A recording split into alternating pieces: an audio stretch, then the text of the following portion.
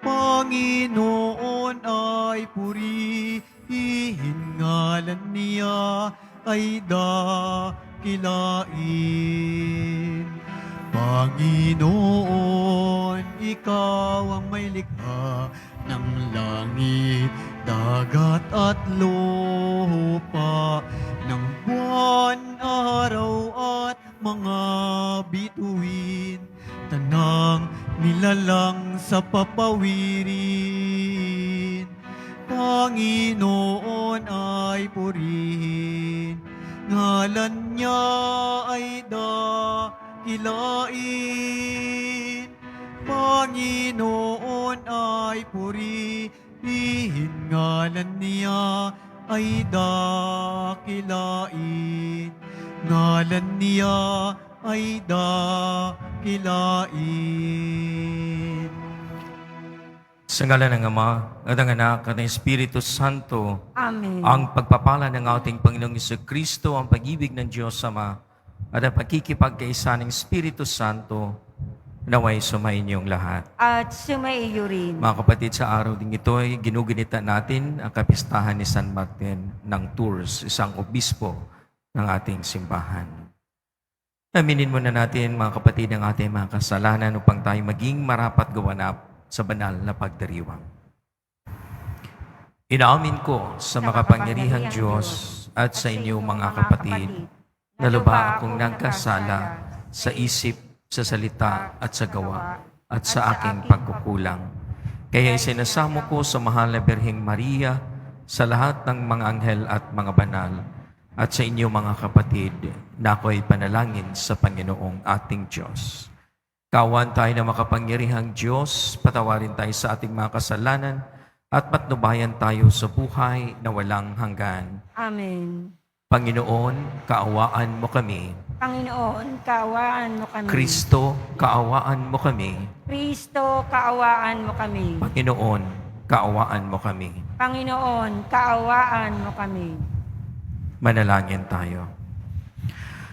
Ama naming makapangyarihan, sa pamumuhay at pagpanaw ng obispong si San Martin, ang iyong kadakilaan ay nagniningning. Ganapin mong panibago ang mga dakilang gawa ng iyong paglingap sa aming loobin, upang ang kamatayan man o ang buhay ay huwag makapaghiwalay sa amin sa pag-ibig mo, sa pamamagitan ni Jesucristo kasama ng Espiritu Santo, magpa sa walang hanggan. Amen. Magsiupo muna po ang lahat.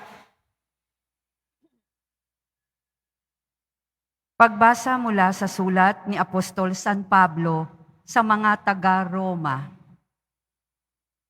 Mga kapatid, ikumusta ninyo ako kina Priscilla at Aquila, mga kamanggagawa ko kay Kristo Jesus. Sumuong sila sa panganib upang mailigtas ang aking buhay. At hindi lamang ako ang nagpapasalamat, kundi pati ang mga simbahan ng mga hentil. Ikumusta rin ninyo ako sa simbahang nagtitipon sa bahay ng mag-asawang ito. Ipaabot ninyo ang aking pangungumusta sa kaibigan kong si Epeneto, ang unang sumampalataya kay Kristo doon sa Asya, at kay Maria na nagpakahirap para sa inyo. Ikumusta ninyo ako sa mga kababayan kong sina Adronico at Junia, na nakasama ko sa bilangguan. Sila'y kilala ng mga apostol at naunang naging Kristiyano kaysa akin. Ikumusta ninyo ako kay Ampliato, na aking minamahal sa Panginoon, kay Urbano, na kamanggagawa natin kay Kristo, at sa kaibigan kong si Estakis. Magbatian kayo bilang magkakapatid kay Kristo. Binabati kayo ng lahat ng mga simbahan ni Kristo. Akong si Tercio, na sumulat ng liham na ito, ay bumabati rin sa inyo sa pangalan ng Panginoon. Kinukumusta kayo ni Gayo, na tinuluyan ko. Sa bahay niya nagtitipon ang buong simbahan. Kinukumusta rin kayo ni Erasto na ingat yaman ng lungsod at ng ating kapatid na si Cuarto. Naway sumainyong lahat ang pagpapala ng ating Panginoong Hesukristo. Amen. Purihin ang Diyos na makapagpapatibay sa inyo sa pamamagitan ng mabuting balita tungkol kay Hesukristo na ipinangangaral ko sa inyo. Ang mabuting balitang iyan ay isang hiwaga na nalihim sa loob ng mahabang panahon at sa utos ng walang hanggang Diyos ay nahayag ngayon sa mga hentil upang sila'y manalig at tumalima kay Kristo. Ang lahat ng iyan ay ayon sa mga sulat ng mga propeta. Sa iisang Diyos, ang marunong sa lahat, sa Kanya iukol ang papuri magpakailanman sa pamamagitan ni Hesukristo. Amen. Ang salita ng Diyos. Salamat sa Diyos. Pupurihin ko ang ngalan ng Poon magpakailanman. Pupurihin ko ang ngalan ng Poon magpakailanman. Pupurihin ko at pasasalamatan ang Diyos araw-araw. Di ako titigil ng pasasalamat magpakailanman. Dakila ang Poon at karapat-dapat na siya'y purihin. Ang kadakilaan niya ay mahirap nating unawain. Pupurihin ko ang ngalan ng Poon magpakailanman. Sa alinman lahi, ang iyong ginawa ay papupurihan. Iyahayag nila ang mga gawa mong makapangyarihan. Ang karangalan mo at pagkadakilay ipamamalita. At isasaysay ko ang mga gawa mo na kahanga-hanga. Pupurihin ko ang ngalan ng Poon magpakailanman. Magpupuring lahat sa iyo, O Poon, ang iyong nilalang. Lahat mong nilikha ay pupurihin ka at pasasalamatan. Babanggitin nilang tunay na dakila ang iyong kaharian at ibabalitang tunay kang dakila't makapangyarihan. Pupurihin ko ang ngalan ng Poon magpakailanman. Magsitayo po ang lahat.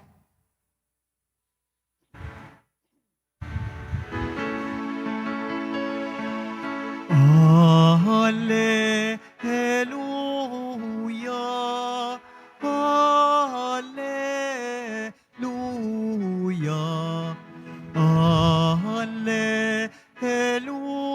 Hallelujah, Hallelujah.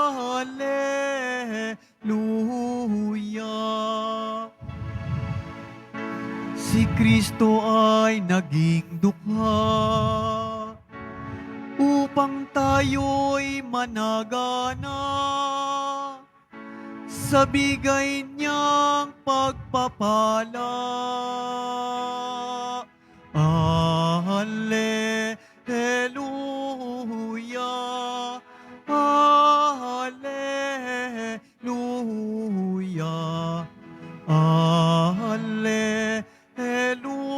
Hallelujah, Hallelujah.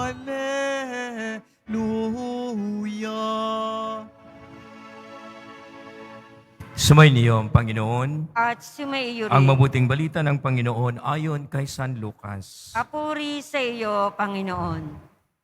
Noong panahong iyon, sinabi ni Jesus sa kanyang mga alagad, "Kaya't sinasabi ko sa inyo, gamitin ninyo sa pakikipagkaibigan ang kayamanan ng sanlibutan ito. Maubos man ito'y may tatanggap naman sa inyo at sa tahanang walang hanggan.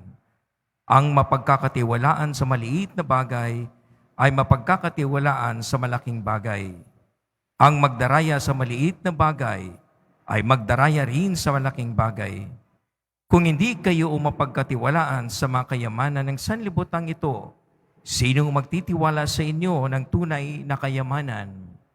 At kung hindi kayo mapagkatiwalaan sa kayamanan ng iba, sinong magbibigay sa inyo ng talagang para sa inyo? Walang makapaglilingkod ng sabay sa dalawang Panginoon, sapagkat kapuputan niya ang isa at itibigin ang ikalawa. Paglilingkuran ng tapat ng isa at hamakin ang ikalawa. Hindi ninyo mapaglingkuran ng sabay ang Diyos at ang kayamanan. Narinig ito ng mga Pariseo at nilibak nila si Jesus sapagkat sakim sila sa salapi. Kaya't sinabi niya sa kanila, kayo ang nagpapanggap ng mga matuwid sa harapan ng mga tao, ngunit nasasaliksik ng Diyos ang inyong mga puso. Sapagkat ang itinuturing na mahalaga ng mga tao ay kaluksam-suklam sa paningin ng Diyos. Ang mabuting balita ng Panginoon. Pinupuri ka namin, Panginoong Heso Kristo. Magsiupo muna po ang lahat. Hindi po lingid sa atin, kultura dito sa Pilipinas, tayong mga Pilipino, na hindi lamang po sa araw ng mga kaluluwa noong Nobyembre 2 na ating itong pinagdiriwang at inaalala ang ating mga yumaong kapatid. Ito po'y ginugugol natin hanggang sa kabuuan ng buwang ito ng Nobyembre. Napakaganda pong pagnilayan dahil ito po'y napapatungkol sa buhay. Hindi po sa kamatayan, hindi lamang buhay, kundi buhay na walang hanggan. Mga kapatid, marami po sa atin ng pagtingin ng buhay ay hanggang sa kamatayan. Doon na lamang. Kung kaya't ang kanilang kaisipan ay umiikot na lamang sa napaparoon kung ano ang kanilang magagamit at kung ano ang kanilang ikabubuhay sa loob nitong buhay dito sa mundo. Pero po sa ating mga Kristiyano ay hindi po ito. Ika nga, para sa mga Kristiyano, walang kamatayan, kundi ito'y passage lamang. Ang ating tunguhin ay buhay na walang hanggan. Paano po natin naugnay ang ating ebanghelyo sa aking pambungad ng pagpapaalala sa atin ng buhay na walang hanggan? Tandaan po natin, sa mga taong mga sakim, kulang po ang narito sa mundo. Pagkain, pangangailangan, ang katawan, at kung ano-ano pa man nakikita natin sa ating buhay bilang isang tao. Para sa mga sakim, kulang pa ito. Pero sa mga taong mapagbigay, sa mga taong hindi nalala lamang ang kanilang sarili, ay ito'y sapat na magbabahaginan. Ito na po yun. Kung anong meron ako, ibabahagi ko. Total, ang buhay naman natin dito sa mundo ay limitado at maiksi lamang. Kung kaya't anumang aking resources na ito ay nakabatay sa ikakatagal ng buhay ko. Kaya kung tutuusin, sapat na kung ano ang yaman ng mundo para sa mga tao. Kaso nga lang, iba sa mga taong sakim, kulang pa ito. Kung kaya't yung iba ay sobrang-sobra ang yaman ng naging kawalan ng iba. Ito po ang konteksto na tinutukoy sa atin ng ating Panginoon. Nagpapaalala sa atin na halimbawa paggamit maging sa kapirahan. Siguro po narinig natin ang kawikaang money is the root of evil. Hindi po. Hindi siya ugat. Dahil ito'y pamamaraan in exchange. Pwede naman nating balikan ang noon-noon pa man. Mga transaksyon ng ekonomiya na halimbawa po merong barter trade. Kung ito ang aking ani, ipapalit ko sa mga bagay na ginawa ng iba o ani ng iba. We can do that. Pero ito po'y inconvenience sa atin. Kaya napakabilis na halimbawa maging ang pera, nagkakaroon ng cash, mabilis ang pagpapalitan. Ngayon nga, ay hindi na natin nakikita ang gamit ng transaksyon ng kapirahan o ekonomiya. Marami na rin ang nagsisimula na ng card na lamang na wala ka nang hinahawakang cash, kundi through online, linya na lamang ng mga pamamaraang komunikasyon ngayon. Mga kapatid, ito pa'y paalala sa atin ng mga bagay na ito ay gagamitin ito sa kapakanan, hindi lamang sa ating sarili, kundi ipinagkaloob sa iyo ng Diyos. Mabigyan ka halimbawa ng iyong pagtingin na ito'y mga biyaya. Napakalaking responsibilidad din po yan. Kung nabigyan ka ng biyayang ito ng yaman, napakalaki din pong responsibilidad na dapat may alay at maibigay sa iyong kapwa at maging sa ibang nilikha ng Diyos. Hindi po ito atin. Ito'y ipinabibigay sa atin, pinagkatiwala sa atin sa kapakanan o pagbabahagi ng buhay ng iba. Na kung tutuusin po, napakabait po ang pera para sa atin. Pero ito po'y masama kung ito'y iyong nagiging amo. Marami po sa atin na talaga namang malaking pakinabang ang pera, magagamit mo pagtustos ng mga pangangailangan. Pero ito'y dapat mapunta sapat sa iyong bulsa, sapat sa bulsa ng iba, at hindi ito napupunta sa iyong isip na iyong maipagmamalaki na sobra-sobra pa. Kung kaya nga po ang paalala sa atin ng Panginoon si Kristo, after all, ang pagtingin natin ng buhay na ito at ang galaw natin sa mga gamit na napakapalibot sa atin, ay ating din mismong pagtingin ng ating realidad ng ating pagkatao. First of all, we have to understand that we are mortal beings. Ibig sabihin, merong katapusan kung anumang hinahawakan nating bagay. Ang hindi po nakapag-isip na yon, psychologically, the tendency is, iipunin nila ito, ang akalang madadala nila kung saan man ang tunguhin nila sa kabilang buhay. Nang iba sa atin ang pag-iisip na parabang walang kamatayan, walang pagtatapos sa lahat ng ating natanggap na mga bagay na nakapalibot sa atin. Tandaan po natin, ang oras ay patuloy na gumugulong. Na kahit po tayo nakaupo lamang dito, ang oras ay gumugulong.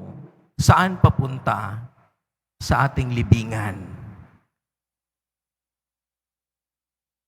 Pagtingin po natin sa atin mismong buhay, nakaloob sa atin ng Diyos, ay dalawa lamang po. Oras at yung ating enerhiya.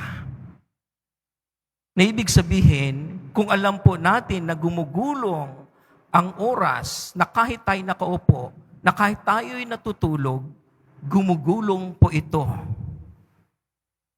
Pero yung atin pong isipin, the time frame that we have, using the energy ng ating mismong pagkatao. Saan natin gagamitin ang ating enerhiya, ang ating lakas ng pagtingin natin sa paggulong ng oras ng ating buhay? Maiksi lang po. Kaya parang paalala sa atin ng ating Panginoon si Kristo, maiksi ang buhay ng ating paglalakbay sa mundong ito. Kung kaya't huwag mo nang sayangin, at kung meron mang biyaya, ipinagkatiwala ito para ang lahat ay mabahaginan. Kaya tandaan po natin, para sa mga sakim, kulang kung ano mang narito sa mundo, para sa mga pagbigay, sapat para sa lahat. Magsitayo po ang lahat.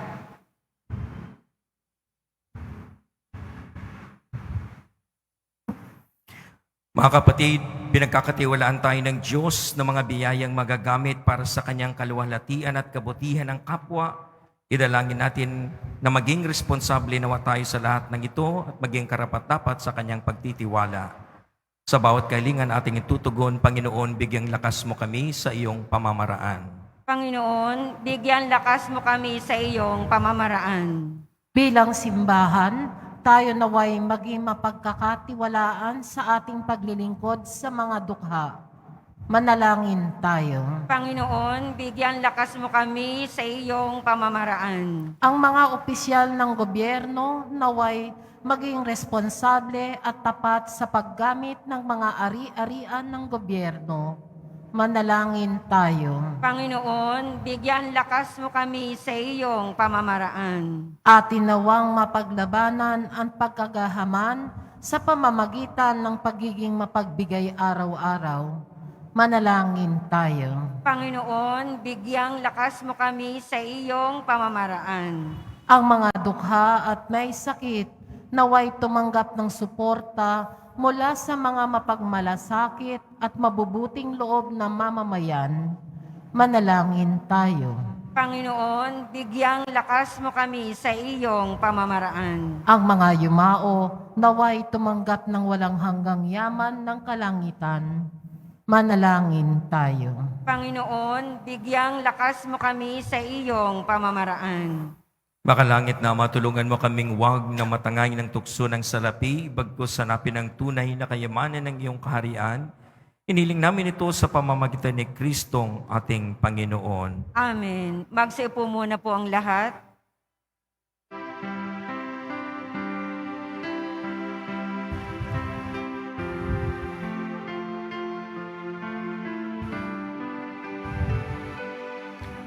Itong alak at tinapay ay handog sa iyo, Ama. Ito'y bunga ng aming gawang iyong pinagpala. Sumasamo ang iyong bayang, tanggapit iyong basbasan, nang sa amin maging tunay na katawat dugo ng iyong anak. Magsitayo po ang lahat. Manalangin kay mga kapatid upang pagkain natin ni kalugdan ng Diyos sa mga makapangyarihan sa lahat. Tanggapin nawa ng Panginoon itong paghahain sa iyong mga kamay, sa kapurihan niya at karangalan, sa ating kapakinabangan at sa buong sambayanan niyang banal. Ama naming limika, pakabanalin mo ang aming mga alay sa paghahain namin ngayong ginugunita si San Martin upang sa pamumuhay naming araw-araw itaguyod kami nito sa hirap at ginhawa sa pamamagitan ni Jesucristo kasama ng Espiritu Santo magpasawalang hanggan. Amen. Sumainyo ang Panginoon. At sumaiyo rin. Itaas sa Diyos ang inyong puso at diwa. Itinaas na namin sa Panginoon. Pasalamatan natin ang Panginoong ating Diyos. Marapat na siya ay pasalamatan. Ama naming makapangyarihan, tunay ngang marapat na ikaw ay aming pasalamatan sa pamamagitan ni Jesucristo na aming Panginoon. Ngayong si San Martin ay pinararangalan sa pamumuhay ng totoong uliran at pagiging maasahan sa panungkulan, kaya't sa Jesucristo na maasahan sa katapatan ay inihayag sa pangangasiwa sa sambayanan. Ang malasakit ng mga ulirang tagapangasiwa noon ay nagpapatuloy magpahanggang ngayon sa mga panalangin kanilang iniukol kaisa ng sambayanan mong dito'y nagtitipon. Kaya kaisa ng mga anghel ay nagsisiawit ng papuri sa iyo nang walang humpay sa kalangitan, kami nagbubunyi sa iyong kadakilaan. Santo, Santo, Santo, Panginoong Diyos ng mga hukbo, Napupuno ang langit at lupa ng kadakilaan mo. Hosana sa kaitaasan. Pinagpala ang naparirito sa ngalan ng Panginoon. Hosana sa kaitaasan. Ama Magsilod naming po ang banal, lahat. ikaw ang bukal ng tanang kabanalan. Kaya't sa pamamagitan ng iyong Espiritu, gawin mong banal ang mga kaloob na ito upang para sa amin magiging katawan at dugo ng aming Panginoong Hesukristo. Bago niya pinagtiis ang kusang loob na maging handog, kinawakan niya ang tinapay, pinasalamatan kanya. Pinaghati-hati niyo na tinabot sa kanyang mga lagad at sinabi, tanggapin ninyong lahat ito at kanin ito ang aking katawan ihahandog para sa inyo.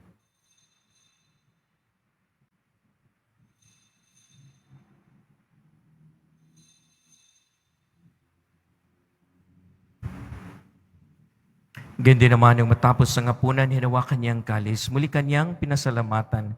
Inabot niya ang kalis sa kanyang mga lagad at sinabi, tanggapin ninyong lahat ito at inumin ito ang kalis ng aking dugo ng bago at walang hanggang tipan. Ang aking dugo na ibubuhos para sa inyo at para sa lahat sa ikapagpapatawad ng mga kasalanan. Gawin ninyo ito sa pag-alaala sa akin.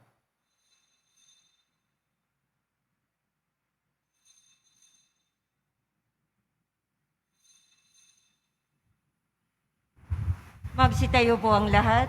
Pagbunin natin ang misteryo ng ating pananampalataya. Si Kristo ay namatay, si Kristo ay nabuhay, si Kristo ay babalik sa wakas ng panahon. Ang mga ginagawa namin ngayon, ang pag-alaala sa pagkamatay at muling pagkabuhay ng iyong anak, kaya tinaalin namin sa iyo ang tinapay na nagbibigay buhay at ang kalis na nagkakaloob ng kaligtasan. Kami nagpapasalamat dahil kami yung minarapat na tumayo sa harap mo para maglingkod sa iyo. Isinasamo namin kami magkasalo-salo sa katawan at tugon ni Kristo'y mabuklod sa pagkakaisa sa pamamagitan ng Espiritu Santo. Mahalingapin mo yung sibang laganap sa buong daigdig, puspusin mo kami sa pag-ibig, kaysa ni Francisco na aming Papa at ni Jose na aming Obispo at ng Tanang Kaparian. Alalahanin mo rin ang mga kapatid naming nahimlay na may pag-asang sila muling mabubuhay, gayon din ang lahat ng mga pumanaw. Kawaan mo sila at patuloyin sa iyong kaliwanagan. Kawaan mo at pagindapating kaming lahat na makasalo sa iyong buhay na walang wakas. Kaisa ng mahal na Birheng Maria na ina ng Diyos, ng kabiyak ng puso niyang si San Jose, kaisa ng mga apostol, ni San Juan Bautista, ni San Martin at ang lahat ng mga banal na namuhay dito sa daigdig ng kalugod-lugod sa iyo. Maipagdiwang nawa namin ang pagpupuri sa ikararangal mo sa pamamagitan ng iyong anak na aming Panginoong Hesukristo. Sa pamamagitan ni Kristo, kasama niya at sa kanyang lahat ng parangal at papuri ay sa iyo, Diyos amang makapangyarihan kasama ng Espiritu Santo, magpa sa walang hanggan. Amen. Sa tagubiling na nakagaling na utos sa turo ni Jesus na Panginoon natin at Diyos, ipahayag natin ng lakas loob.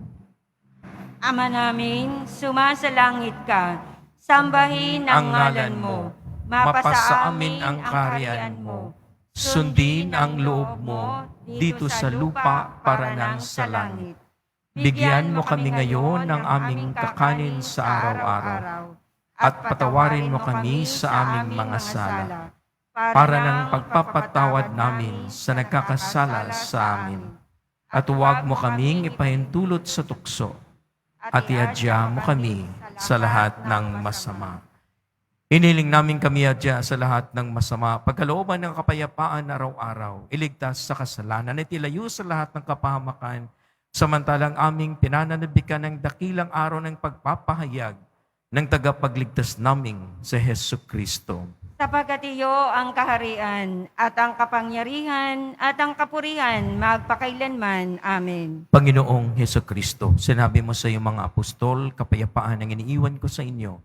Ang aking kapayapaan ang binibigay ko sa inyo. Tunghian mo ang aming pananampalataya at huwag ang aming pagkakasala. Pagkalooban mo kami ng kapayapaan at pagkakaisa, ayon sa iyong kalooban kasama ng Espiritu Santo, magpa sa walang hanggan. Amen. Ang kapayapaan ng Panginoon ay laging sumainyo. At sumaiyo rin. Magbigayin tayo ng kapayapaan sa isa't isa. Peace, peace, peace, peace. Kordero ng Diyos na nag-aalis ng mga kasalanan ng sanlibutan, maawa ka sa amin. Kordero ng Diyos na nag-aalis ng mga kasalanan ng sanlibutan, maawa ka sa amin. Kordero ng Diyos na nag-aalis ng mga kasalanan ng sanlibutan, ipagkaloob mo sa amin ang kapayapaan. Magsulod po ang lahat. Narito mga kapatid, sa Jesucristo ang maawaing kordero ng Diyos na nag-alis ng mga kasalanan ng sanlibutan, mapapalad tayo na niya makibahagi sa kanyang piging. Panginoon, hindi ako karapat-dapat na magpatuloy sa iyo, ngunit sa isang salita mo lamang ay gagaling na ako. Pagsanggalang nawa tayo ng katawan at dugo ni Kristo para sa buhay na walang hanggan. Amen.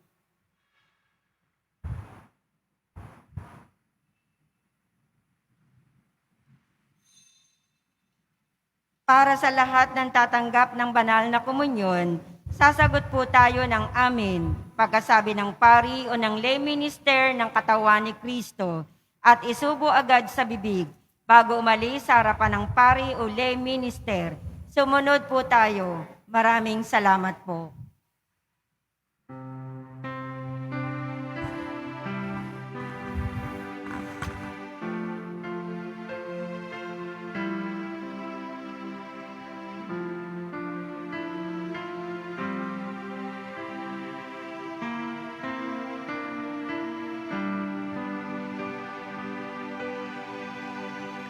Sa puso kong umiibig, walang nananaig, kundi yaong pananalig sa sintang iniibig, hindi ka man masilayan at init mo'y maglaho ng tuluyang pag-ibig ko sa'yo at katapatan mananatili kailan paman. Bawat tao'y nalulumbay at di mapalagay hanggat hindi nahihimlay sa puso mong dalisay, hindi ka man masilayan at init mo'y maglaho ng tuluyang pag-ibig ko sa'yo at katapatan mananatili kailan paman. Hindi ka man masilayan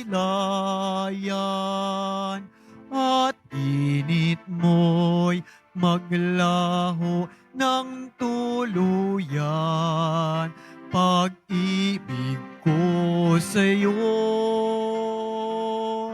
at katapatan mananatili kailan paman.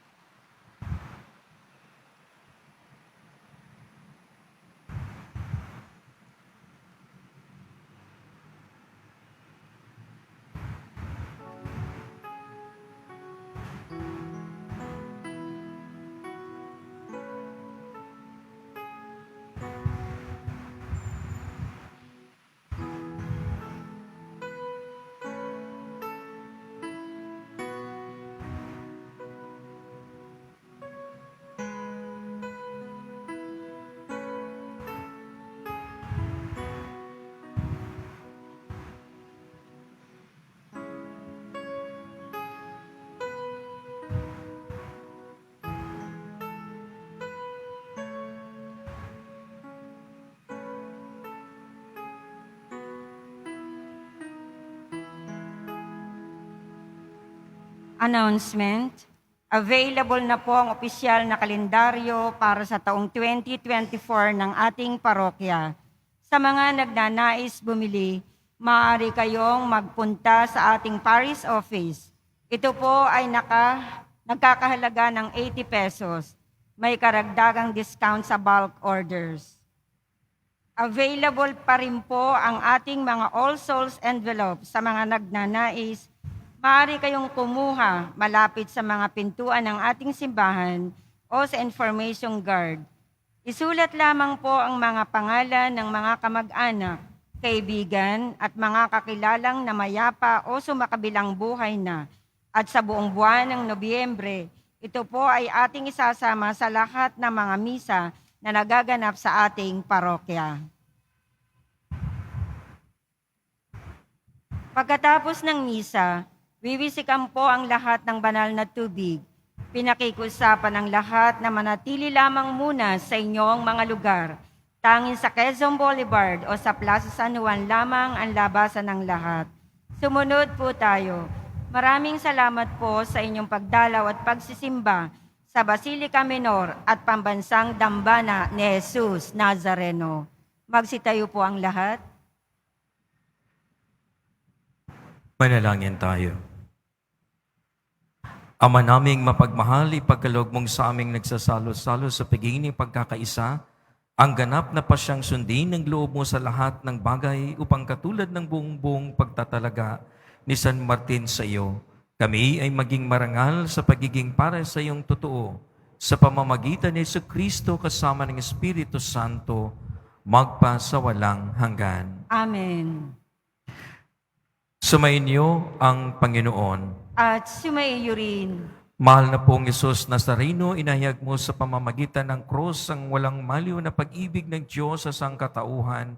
Pakinggan mo ang kailingan ng iyong angkan na nagsusumamo sa iyo. Makamtanawa nila ang iyong katugunan at tanggapin ang kasagutan ng may utang na loob na tinatanaw. Basbasan din po ninyo ang mga daladala nilang mga imahin at dasalan. Sa pamamagitan ng bendisyon na ito, naway maalala nila ang mga pangako nila noon sa binyag na ikaw ang kanilang iibigin at paglilingkuran bilang Panginoon magpa sa walang hanggan. Amen. At pagpalain kayo ng makapangyarihang Diyos, Ama, Anak, at ng Espiritu Santo. Amen. Humayo kayong taglay ang kapayapaan ng poong Jesus Nazareno. Salamat sa Diyos.